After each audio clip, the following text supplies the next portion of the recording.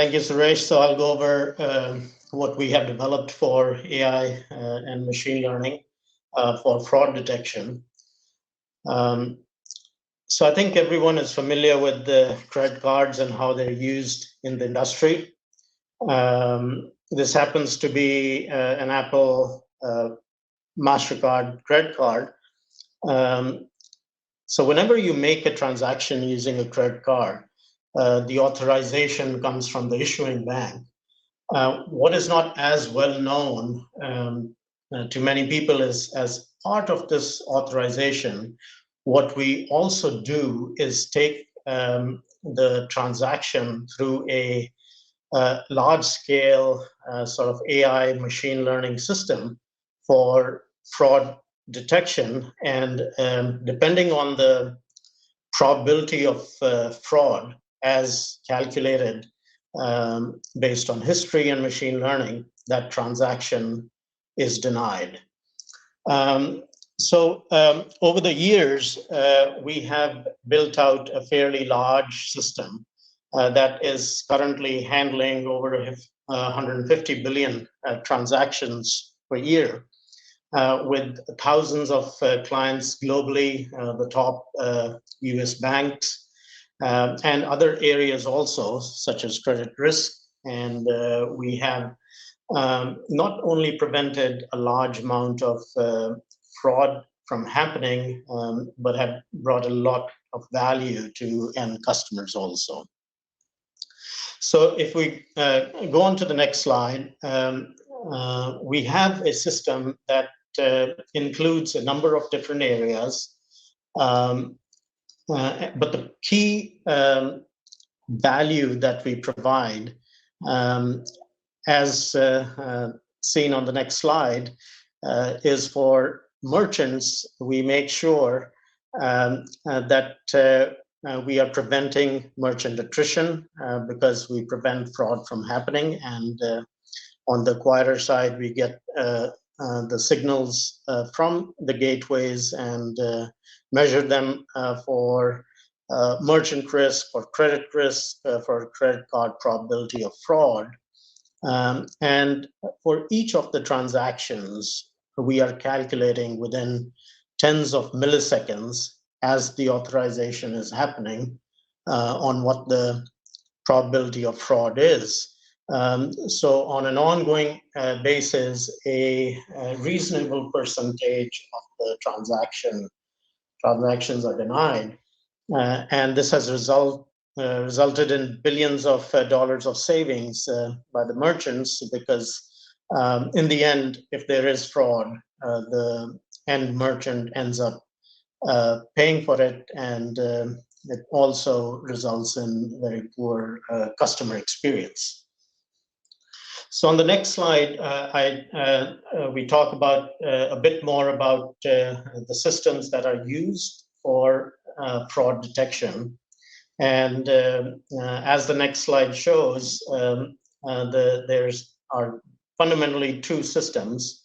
One is a rules-based system that has traditionally been used to statically deny transactions based on a set of rules. And these rules are very straightforward in concept, that if this and that, then deny the transaction or set the score, increment the score by a certain amount.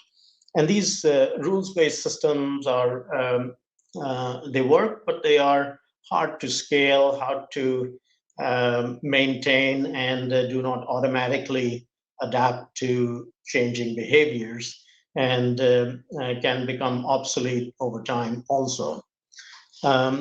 What we have done is to remove the significant overhead of maintaining and continuously updating rules, have a machine learning system that is shown on the next slide in terms of the flow, which takes into account the historic transactions coming from acquirers, and we use some of our own modeling techniques. Next slide, please. Yeah. that show that how these transactions can be used to automatically determine the probability of fraud and being able to score in real time what which transactions should be denied. And then we can take preventive action with confidence in terms of declining the transactions automatically without any rules to be created by humans or declines to be done by humans. So now the next slide goes into really the main so details of what we have deployed to Amazon. And this block diagram shows the various components that we've deployed on AWS. This is a bit of an eye chart, but I'll describe the main components, which include a number of microservices, fundamentally, that can all be horizontally scaled. They're all containerized and managed through Kubernetes, many of them running serverless. Some of the critical ones we make sure are managed automatically through capabilities that are provided by the combination of containers and Kubernetes. And we deploy this at scale in multiple regions across the world, including Europe, Sydney, North America, where the system has been deployed, and is currently handling production traffic with an end-to-end latency of sub 150 milliseconds, which not only includes the latency to score the transaction, but also receive the transaction from the acquiring side, and then transfer the results over the internet so that the acquiring bank can take the decision whether to deny the transaction or not. So we have deployed this system as an active across regions, where the two regions are both active and able to cover if there is a disaster that happens. Within a region, there are multiple data centers that are used in case there is anything that goes wrong within a data center. The system automatically recovers. And we have had cases where there was a data center in Frankfurt that went down, but our software and our system and our application didn't feel any latency problems or any issues at all because of a very well architected design that automatically sort of recovers and takes care of these errors. So the three areas, as shown now in the next slide, one by one I'll go over, that are typically issues preventing customers or financial institutes from going over to the cloud. One is performance, as shown on the next slide. We have a system that is highly performant and includes a number of microservices and a combination of AWS services that we are leveraging that allows us to then produce results in a very short amount of time, and more importantly, also scale the system out horizontally and have the ability to go to billions of transactions with latencies in the tens of milliseconds range. And we have proven that we can accomplish this on a cloud infrastructure if we design the system right, and if we use the right architecture and tools to make sure that the performance is meeting the service level agreements we have with our end customers. The second area, as shown on the next slide, is which is a concern usually of going to the cloud, is making sure that the system is highly available and highly resilient. And as the next slide shows, that we have used many of the capabilities that come with a well-architected design, as well as built-out capabilities of our own to run a system that has very high uptime and has proven to run in production without any problems, incorporating a number of fundamental capabilities that allow us to run at scale in a very high available manner. We have the system very well instrumented, a large number of alerts coming, many of which are handled without any human intervention. And then the final thing that is usually a concern is around security and compliance. And this is another area that we have done very well in terms of not only taking designing a system that addresses our own security levels, but also designing a system that has gone through external audits and has been PCI certified and certified by a number of external agencies. So when we look at the system as a whole, as shown in the next slide, is that we have, after the data is provided to the customers, we have a system that can be used for doing the analytics and provide reporting through a very customizable interface in terms of what the system is doing and the details, and being able to provide reason codes for why each of the transactions was denied, and being able to give the details so that our customers and in turn the card holders know exactly what is going on in terms of the denials of the transactions, because in the end, nobody wants an actual good transaction to be denied also. So we have a customer sort of case management system that helps evaluate these.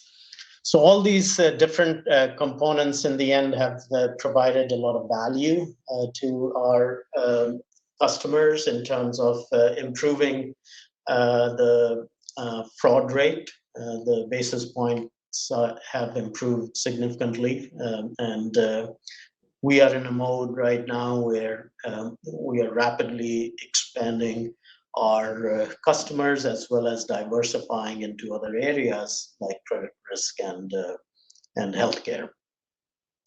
So the final slide that I'll have, which is the next one, is around operating systems at scale.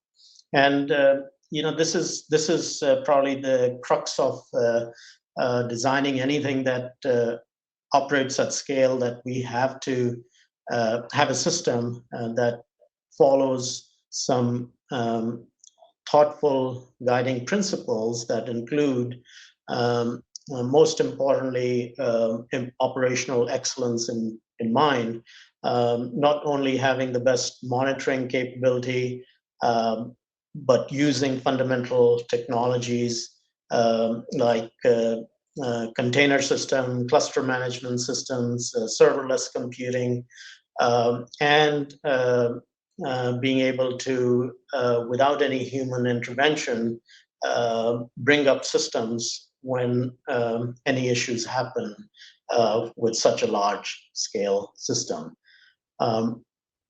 Besides the operational excellence, of course, we also need to incorporate things like security, reliability, performance efficiency, cost optimization. But moving forward, we're continuously bringing in additional capabilities for things like self-healing systems. Suresh mentioned autonomous operations, but fundamentally avoiding sort of human in the loop and making everything work seamlessly. So with that, I think I'll bring you all on track, and we can have any questions. But I think I've covered the main things I wanted to cover today. So autonomous, of course, this question is, what is the point of view on autonomous? Autonomous, of course, is extremely important in terms of not having a human in the loop and being able to automatically, in an autonomous way, handle errors, handle issues in the system. Whenever we are running a system at such a large scale with deployments in Europe, North America, Asia, Australia, it is not practically possible to run it with any significant amount of human intervention, both in terms of meeting the SLAs as well as the cost that it would take to do something like that, even if it was possible. So autonomous certainly is a fundamental thing that is extremely important when systems scale out, and any improvements that can be done in avoiding human interaction is of immense benefit to anybody like us who with systems that are operating at such a large scale. So clearly it's a very pivotal thing. I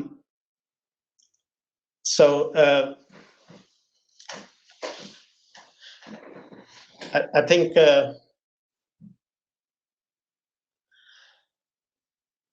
as a benchmark, in terms of how much of the system is going to be autonomous over the next few years, we would like to see ideally 100% of the system to be autonomous over the next coming years.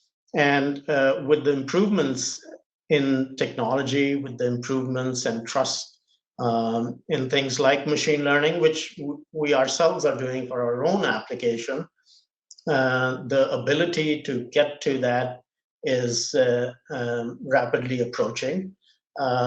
So in the next foreseeable future, I would say we would want to be at 100% autonomous for our systems, and only have exceptions that are then handled by humans, and over time reduce that as much as possible. Thank you. It's been great participating, and have a great rest of your day.